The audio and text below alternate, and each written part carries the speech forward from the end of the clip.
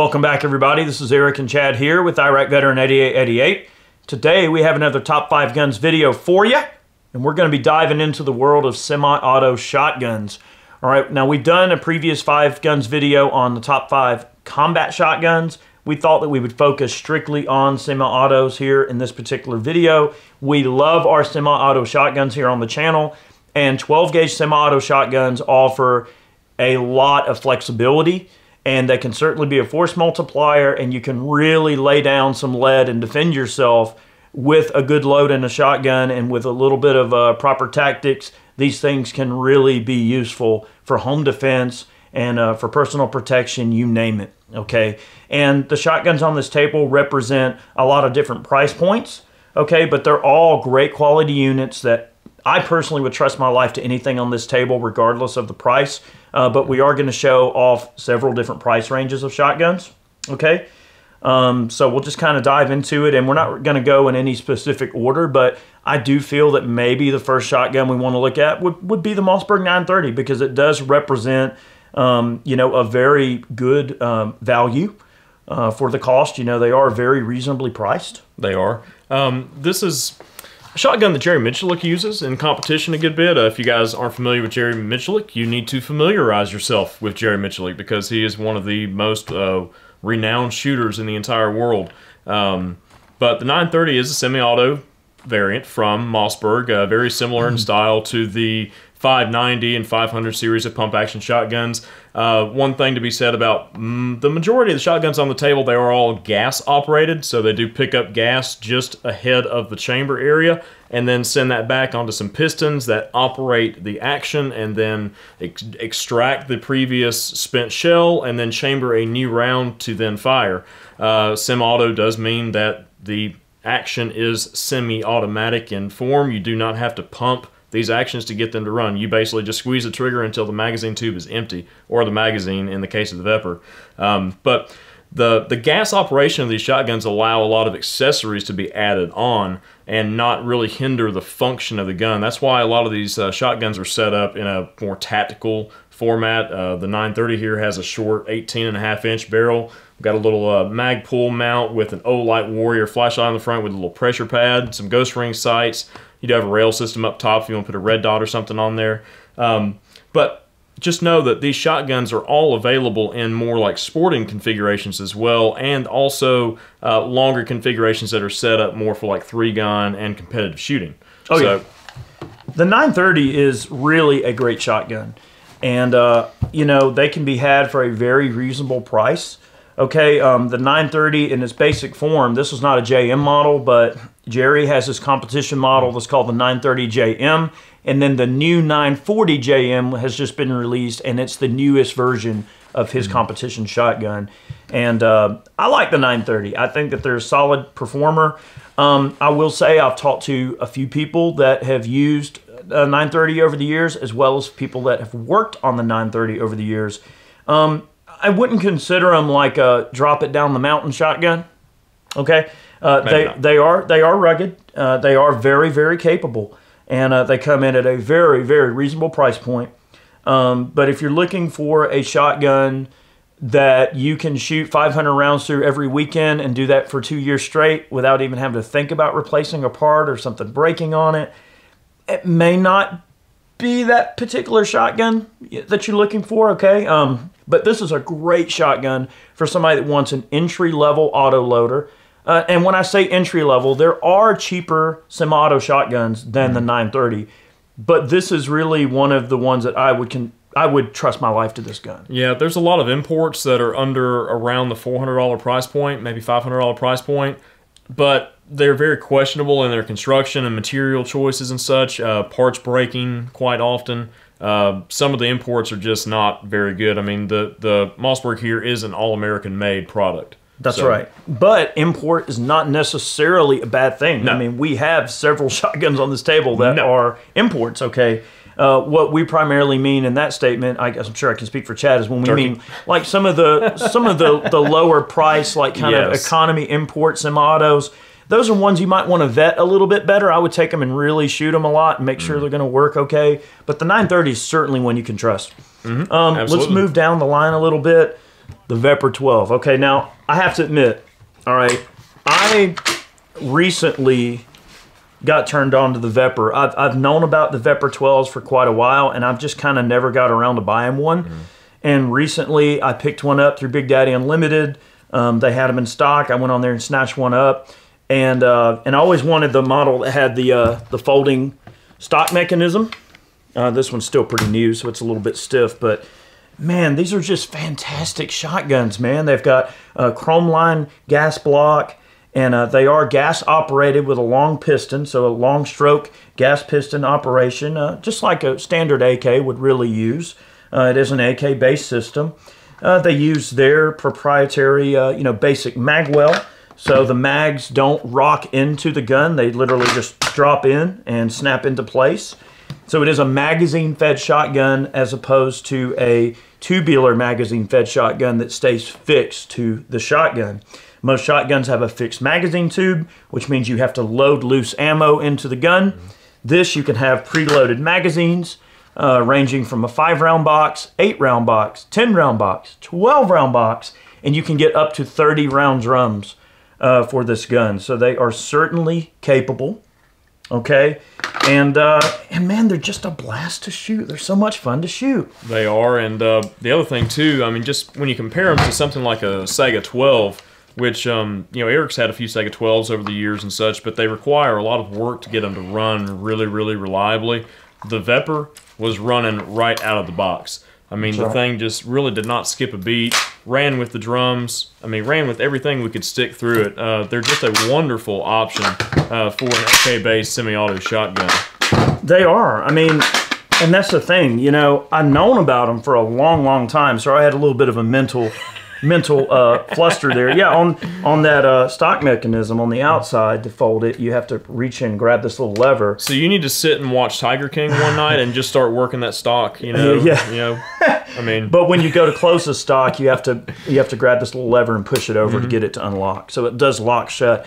But I've known about the Vepr break it in a little bit. For quite a while, and I've always just sort of been like, oh, I'll get one whenever.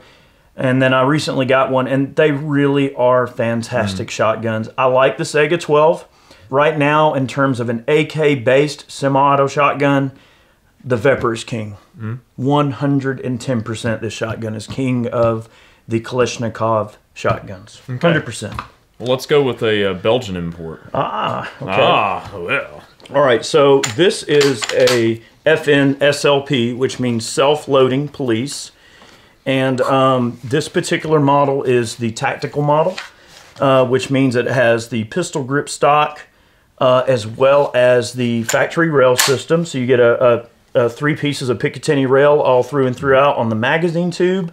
I've just got one of the, I believe that's the Olight Warrior that is on this particular gun as well, and one of their mounts. And I've just got it set up for push button, but it's a very bright light. I like to have a weapons light on my shotguns, and we have this one outfitted with an M60 sling. Nice padded sling. This is a relatively stout shotgun too, but these things run like the dickens, and the action is pretty similar to the newer like Winchester SX3s, the more sporting shotguns. It just has kind of a delayed system with gas operation, but these shotguns have been around for a long, long time, and they have a very well-respected track record. I mean, it's really hard to beat a good quality semi-auto shotgun, but really for home defense, I mean, these things are just killer. The only detriment to some of the semi-autos that we have on the table is they are a little bit sensitive on lighter loads. So most of the semi-auto shotguns that you're going to encounter, they do require like some heavier loads, save for one that's on the table we'll talk about in a little while. But these are meant more for running like high brass birdshot, high brass buckshot, like combat loads out of these things. But yeah, and if you are going to run bird loads out of a lot of these guns, you probably want to stick with a good high brass bird load. You can certainly get into I like the number 8 high brass bird loads. The ones that we have had a lot of luck with over the years are the Remingtons that come in the silver and green box, and they have the green shells. The green shells. Well, the STSs run good, but so do the black shells with the high brass on them. It's a high steel base on them, and you get a heavy number 8, like a 1 1/4 ounce or a 1 3/8 ounce bird load. These things will run it like the dickens, and also carry some pretty good energy even with birdshot. And that's great if you're a 3-gun competitor. I know a lot of 3-gun guys will usually use a little bit heavier load so they can punch out there a little bit more range and bust those clays when they're out competing. And especially when you combine that with a 24-inch barrel or even a 26-inch barrel. Some competitors use the really long shotguns. You get great velocity. You get a good tight spread. And you can really reach out with a good choke and bust those clays at longer ranges. And some of those 3-gun courses are set up to challenge the limitations of what certain shotguns can do. And you've got to have that shotgun that's set up to bust a clay at 30 yards or 40 yards or whatever distance they might try to screw with you. You do, for sure. Yeah. Speaking of competitions, brings us to our next shotgun, which is the Remington Versamax. So the Versamax is an American-made clone, if you will, of a Benelli M4, which we'll get to in just a moment. But this particular Versamax is set up more in like a sporting competition type setup. You got a longer barrel, you've got a vent rib with just a single fiber optic sight up top. You've got a Nordic extension on the front for a little bit extended capacity. Very nicely radius shell port and radius lifter, so you're not pinching your fingers when you're doing the speed reloads. This is also a gas piston operated gun. It picks up gas right ahead of the forcing cone. And from what I understand, the Versamaxes will run a wide variety of shells, much like the Benelli will. But like I said, this one's set up more for competition use. It does have some plugs in the receiver up top. You could put a rail system on top if you'd like to. Standard push button safety, just like pretty much anything else. We've got a pistol grip stock, kind of a tactical setup here from Mesa Tactical. But overall, a wonderful gun. And these come in at a lower price point than the Benelli M4, which it is patterned after. They do, and what I will add to the Versamax, the Versamax is certainly Remington's highest quality autoloader, and I gave this particular gun to John. He's one of the guys that works with us, and I wanted him to have like an awesome semi-auto shotgun, so I hooked him up on the Versamax, and he loves this gun, and I do too. And, this is obviously Mesa Tactical stock and all. The thing about the Remington is I would say the price point on these starting out is very, very similar to the SLP. So if you're shopping for an SLP, don't overlook the Versamax, but I would say apples to apples. I mean, if you're wanting a home defense shotgun, either one is pretty hard to beat. Now, obviously, this has a 24-inch vent rib barrel, so it's a little bit longer to get around in tight quarters. The Mesa stock does help with the length of pull, keeping a little bit shorter, but it is a rather long gun. If it's a defensive unit, you probably want to try to stick with an 18-inch barrel if you can help it, just to keep it a little more compact, to be able to move around in your abodement a little easier. But the Versamax is certainly an outstanding shotgun, and Nordic Components makes a ton of different extensions that you can get for all of the shotguns on this table. You can make a Joker gun out of this thing with a giant... I mean, you've seen some of the competitors that have the long magazines that stick way out in front of the muzzle, and that's normal, right? Nobody has time to reload. Yeah, that's right. But the Versamax is an outstanding shotgun, and definitely one of Remington's best. All right. Here's your baby. Okay. All right. Okay, so this is a law enforcement Benelli M4, and this is certainly kind of near the top of the heap for a semi-auto shotgun. There are a lot of semi-auto shotguns out there, but fewer have not only sort of just the cool appeal, but also just the vicious functionality of the M4. The Benelli M4 will eat anything you can put in it that says 12 on it, including even some really light loads that would never run any other shotgun. It is an outlier for Benelli's lineup because the M4 is gas operated. It sort of is. I mean, it uses what's called the Argo gas system. So like many of the other guns on the table, it does pick up gas just ahead of the forcing cone where those pressures are really high, because shot shells are inherently low pressure rounds. So that gas has to be picked up really close to the chamber. And in doing that, you not only get the high pressure needed to cycle the action, but you also get the cleanest gas too. Right when the propellant is getting burned up But the thing with the gas-operated shotguns, and this is one of the requirements for the Benelli, because this is the Marine shotgun. I believe they call it the M1014, if I'm not mistaken. But 1214. 1014 or 1214. We'll put a lower third in there. We'll see who's right. One of us is right. I can't remember, but maybe we're both wrong. But you notice that this stock collapses nice and compact, and that's for soldiers that are wearing body armor.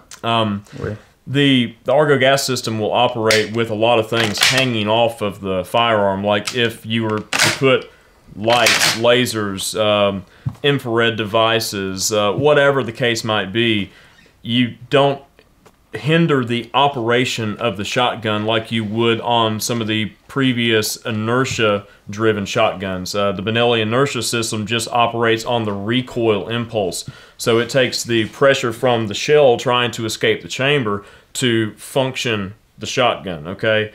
But the more stuff you hang on that shotgun, the less reliable the system is, and the more powerful loads you have to run to keep that thing running properly and up to snuff. But the M4 is probably the epitome of, you know, combat-style semi-auto shotguns. I mean, it has pretty much all the bells and whistles. I mean, and just a wonderful, wonderful gun with a long, proven track record. Oh, yeah. And, yeah, I mean, the Marines use, so it's got to be good. They are certainly proven, okay? And the M4 does represent a considerable cost. It is not a cheap gun. They do represent an investment, but they are very, very high-quality units, and as Chaz said, very proven service record. I mean, if the Marines can stuff crowns down the barrel and they still work, I mean, I'm pretty sure that they're going to work for you, okay? I mean, they may even have, like, crown-colored shotgun shells. You know, I don't know, but maybe they'll try to eat the shotgun shells. I don't know. Maybe they have to make them look like something they wouldn't want to eat. I don't know, but they work for the Marines. And if you know anything about the Marine Corps and their guns, you know that they keep things in their inventory until they are required to be held together with duct tape and bubble gum and hopes and dreams. They keep their equipment until it is falling apart and is in danger of killing the operator. Okay, the Marine Corps uses things to the furthest extent of their life that they possibly can. And that's just one thing the Marine Corps is known for, is having guns that are on their way out. So when I was in Iraq in 2005, I passed by a Marine. He had a FN-produced M16 that was probably made around 1971 or 2. Still in use. There it was. And so it was all rattly. The upper and lower is all rattly. All right, so I never served, but is it the Navy or the Air Force that requires all the new fancy stuff? Well, or is it the Army? I don't know. Well, I'm going to tell you like this. The Marines will use it until it's in danger of hurting the operator. But if that tells you anything about the longevity of the M4, if it serves the Marines, you know it's good. And that's one thing I can say about the Marines, is that they use their stuff. All right, so if the Marines use it, you know it's good. Yep. All right, so every 5 Guns video always has a wild card. So every 5 Guns video technically is a 6 Guns video. But we don't tell anyone But we don't tell anybody that. All right, so we were thinking about a wild card for this video, and, you know, I'm a huge Benelli fan, and like Benellis and Berettas are some of my most favorite semi-auto shotguns, and really just my favorite shotguns in general. Oh, man. But a good wild card for this video would be something that kind of does both semi-auto and pump action. So the Benelli M3. Now, this is the only shotgun on the table that is not gas operated. This is an inertia driven shotgun, like I explained a moment ago. It just uses the recoil action to cycle. Okay, it doesn't have any sort of assistance from the gas that's coming through the barrel or anything like that. But the M3 is unique in that you can flip a little lever up front and then you can put the firearm into a pump action mode. Okay, so this is kind of the ultimate in combat or duty use shotguns, because you can really run any shotgun shell that says 12 on it with utmost reliability and not have to worry about really, really low power ammo cycling a semi-auto platform. But we thought it'd be a kind of a cool, you know, entrance to the lineup here, just because it is an interesting shotgun. This is actually an early HK marked M3, so this is kind of one of the more highly collectible models. This one does have some ghost ring sights, and one of my favorite movies of all time. This is one of the premier firearms in that movie, you know, in Heat, if you guys are familiar with that. But just overall, just a really, really cool shotgun. And they don't quite run as fast as some of the other offerings on the table, especially like the M4. But they are a very reliable and proven shotgun as well. And these are actually still made today. The Benelli M2s, the M3s, the M4s, they're still produced in a bunch of different varieties. As far as competition use goes, you really don't see people using M4s too much in competition, but the Versamaxes, the Benelli M2s, the 930s, probably not the SLPs. Not as much. I will say that the M2 is one of the mainstays in three-gun competition. The M2 is stone cold reliable.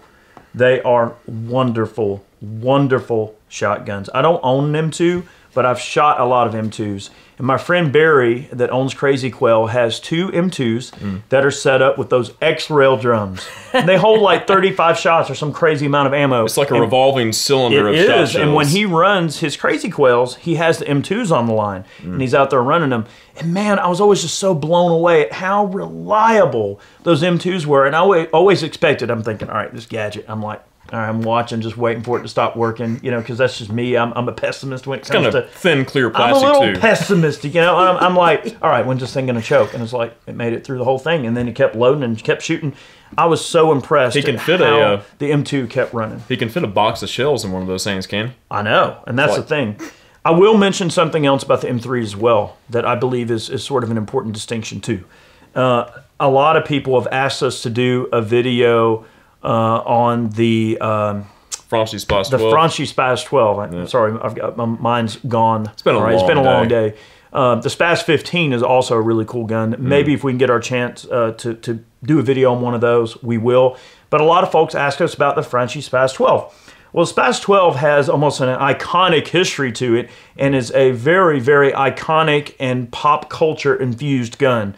A lot of people associate it with Jurassic Park and other films. And so anyway, you notice there's a scene in Jurassic Park where, Dr. Grant throws down the shotgun and it appears that the shotgun has failed.